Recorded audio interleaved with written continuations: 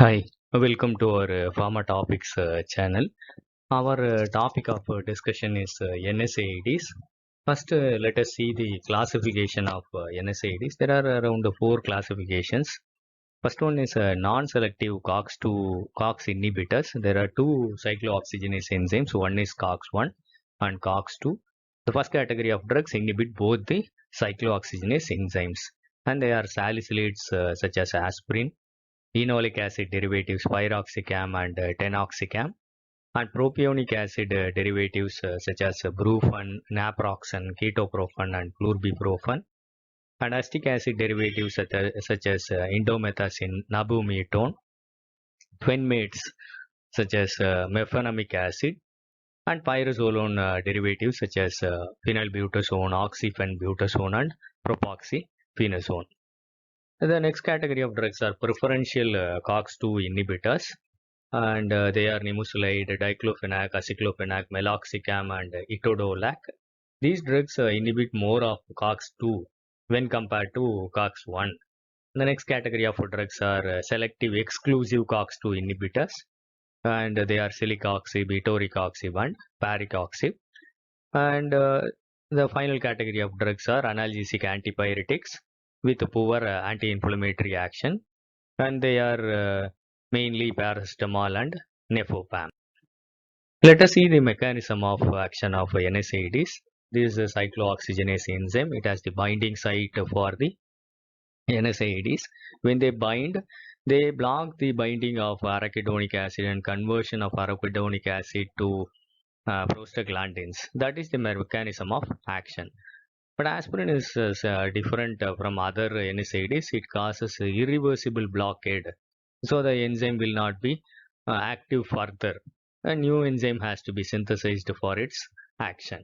So that is the difference between aspirin and other NSAIDs, and they are used as in analgesia, anti-inflammatory, antipyretics, that is reduction of body temperature, and they are blood thinners, and they cause antithrombotic action and useful in patent ductus arteriosus.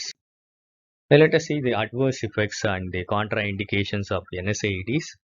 One is they are causing gastroirritation because prostaglandins are related to gastroprotection. When it is reduced, it leads to gastric ulceration and bleeding.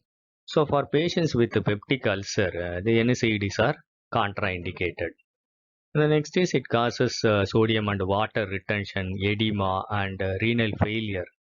So patients with renal insufficiency or hypertension could not be given NSAIDs, since it increases the blood pressure, and there is a risk of myocardial infarction, particularly with the exclusive COX-2 inhibitors.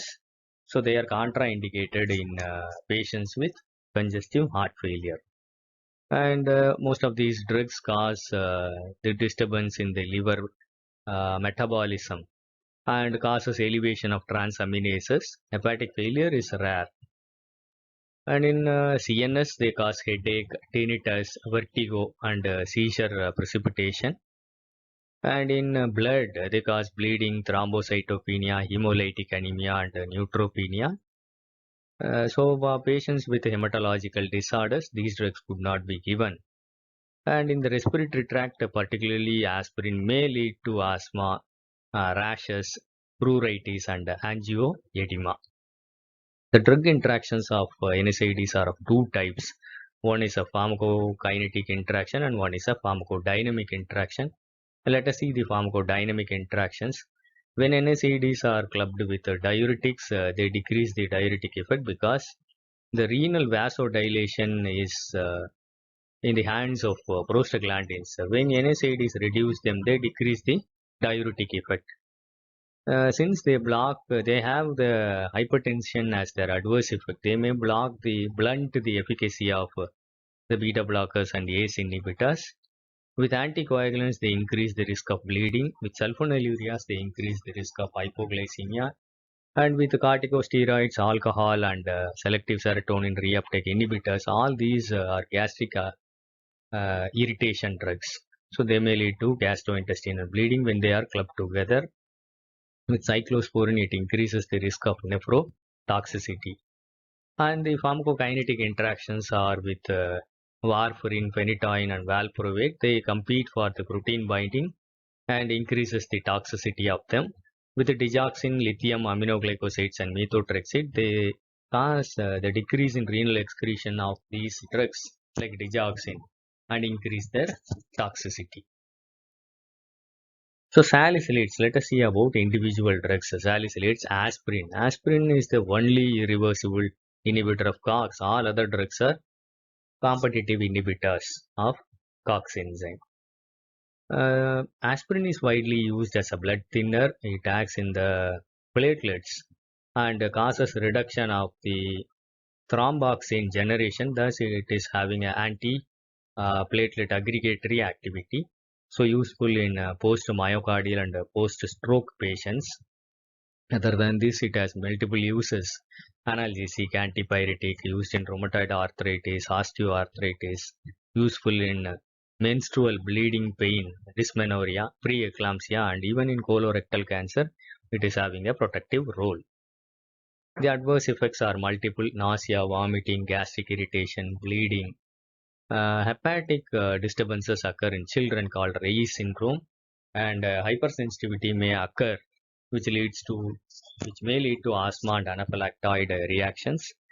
Toxic doses lead to salicylism, which is a collection of dizziness, tinnitus, vertigo, hearing, and vision impairment.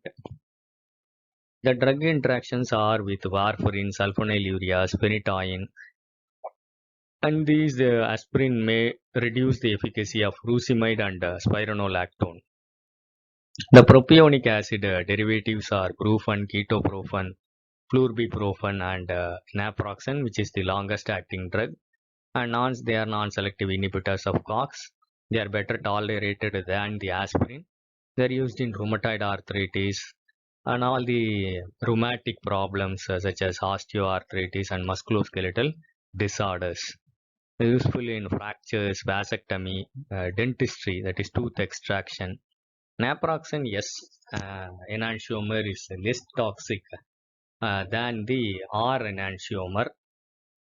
Flurbiprofen is useful for ocular administration as eye drops for ocular inflammation. It is useful drug. Finmates, the mefenamic acid is an analgesic antipyretic and it is a very weak anti-inflammatory drug. And it is useful in muscular pain, joint pain, and menstrual pain. And adverse effects are diarrhea is a dose-related adverse effect, and hemolytic anemia is also a rare complication. Next, the enolic acid derivatives, and they are piroxicam and tenoxicam. They are longest acting potent NSAIDs. They are useful in rheumatoid arthritis, osteoarthritis, ankylosing spondylitis, acute gout, and musculoskeletal injury and dentistry. The adverse effects are minimal when compared to indomethacin. Acetic acid derivatives are ketorolac. It is the moderate acting anti-inflammatory drug useful in dental and musculoskeletal pain, useful in renal colic, migraine, and cancerous pain such as bone cancer. Indomethacin is a potent anti-inflammatory drug. It is a reserved drug for ankylosing spondylitis and all the arthritic disorders. It's the most common drug used for patent ductus arteriosus for the medical closure. Adverse effects, it is having the higher chances of gastrointestinal adverse effects. The CNS adverse effects, the front part of the head is having headache, that is frontal headache is more common. Other than this, it causes depression, psychosis, and increased risk of bleeding. So it is not advisable to give indomethacin to machinery operators, drivers, and psychiatric patients or patients with epilepsy. There's another drug in this category called nabimutone, which is a prodrug converted to active form 6-methoxy-naphthyl acetic acid. The preferential COX-2 inhibitors, they have less action against COX-1, which is a housekeeping enzyme, and COX-2 is a pathological enzyme. So the most important drug is diclofenac. It is a very excellent drug. It is having less effect on the prostaglandins, chemotaxis, and it is exclusively used for all the arthritic disorders, post-trauma injury, and post-operative inflammatory conditions, menstrual pain, toothache, ankylosing spondylitis. The adverse effects are also mild. Aceclofenac is an analog of diclofenac, and there is a proof that it enhances the glycosaminoglycan present in the joints, which offers chondroprotective property.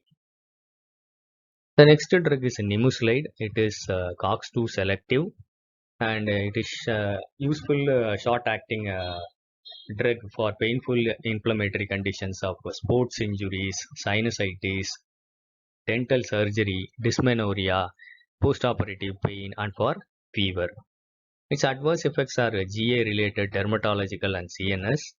Uh, there are reports of fulminant hepatic failure, and that has led to the banning of the drug in different countries such as Spain, Ireland, and Singapore. And in India, Portugal, and Turkey, it is approved only for children. And it is a useful drug for patients who are intolerant to aspirin. The next drug is meloxicam. Structurally, it is similar to piroxicam, and it also additionally has a neutrophil chemotaxis, and superoxide productions are reduced. Adverse effects are milder than the piroxicam. Etodolac is a moderately acting drug. It is similar to diclofenac, approved for osteo and rheumatoid arthritis and musculoskeletal pain. It is having a reduced adverse effects. The next category of drugs are selective COX-2 inhibitors, and all the drugs in their name they have COXIB, that is coxibs. COX-2 inhibitors are very useful, and they keep the COX-1, which is a housekeeping enzyme which maintains the renal perfusion and offers gastroprotection, and they don't affect the platelet function. They are not blood thinners, but they are not cardio friendly. They increase the risk of cardiovascular problems because they reduce the expression of PGI2, which is a vasodilator that causes thromboembolic disorders and which increases the cardiovascular risk. Because of this, several coxibs have been withdrawn from the market. Among them, ruficoxib and valdicoxib has been banned. Lumiracoxib has been withdrawn due to its hepatotoxicity. It is conceptually proven that H. pylori induces COX-2 expression. So blocking this also reduces the gastroprotective effect of the coxibs. And the juxtaglomerular cells of the nephrons, they also express COX-2, which increases the production of prostaglandins. Inhibiting this causes salt and water retention and leading to pedal edema and increases the risk of congestive heart failure and increases the blood pressure also. So currently only 3 coxibs are available in the market: celecoxib, etoricoxib, and parecoxib. They are reserved only for patients with higher chances of peptic ulcer, perforation.